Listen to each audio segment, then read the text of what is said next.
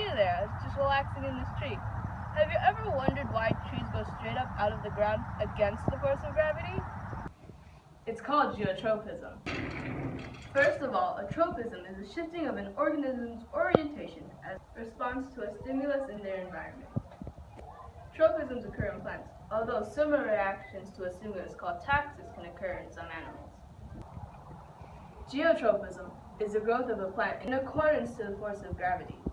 The alteration of the organism can occur through physical movement or on the molecular scale within the organism's cells. There are several other types of tropisms. However, I am only going to be discussing geotropism. Geotropism occurs when a plant uses gravity to align itself properly to receive raw materials needed for survival. The growth of roots in a downward direction in correlation with gravity is known as positive geotropism, while the growth of shoots against the force of gravity is known as negative geotropism. Plants use gravity as a mechanism to determine which direction will provide the best angle for photosynthesis in plants and position the roots towards nutrients and water in the soil. There are several theories about why this phenomenon transpires. However, the most plausible postulation is the distribution of auxin in the plant cells. Auxin is a growth hormone produced in the meristems of plants, which are located on the root and stem tips.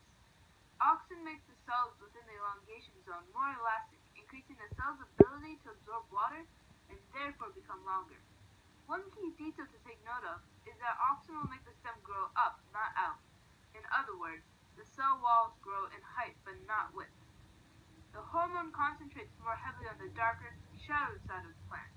In stems, it causes the cells on that side to grow more than the cells on the lighter part, creating unequal distribution. In roots, the cells on the lighter side grow faster than the cells on the darker side.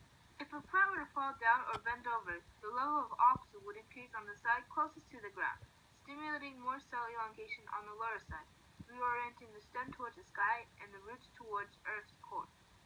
Plants grow upward instead of outward because of apical dominance, which is the preference of apical, vertical growth to lateral, horizontal growth. Apical dominance is an adaptation that plants have developed for survival because the taller a plant becomes, the more sunlight that is available for the plant to use to carry out photosynthesis. Most of the plants on Earth perform geotropism. However, what if geotropism did not exist? Without geotropism, apical dominance and directional growth would not occur. Roots and the stem would grow at random angles with more lateral development than apical development. Fields of flowers and forests of trees would look more like a twisted tangle of plants than the beautiful scenery we see every day.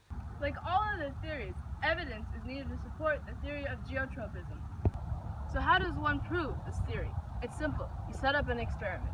For my experiment, I used an old record player to create a force of gravity different from that of Earth's, 8 small plastic pots, 6 with peas, and 2 with grass. I lined the pots in evenly spaced rows of 2 on the record player. The record player spun the pots at 45 RPM or rotations per minute. As the plants germinate and grow, the stems begin to bend towards the center of the record player, which is also the center of gravity. The gravity that is being created by the player pushes down and out on the plant stems. To counter that force, the stems grow up and in. The plants on the outer rim of the player will show a greater bend than those closer to the center. So next time you're walking through a field of flowers or hiking through a forest, you'll know exactly why the plants around you are reaching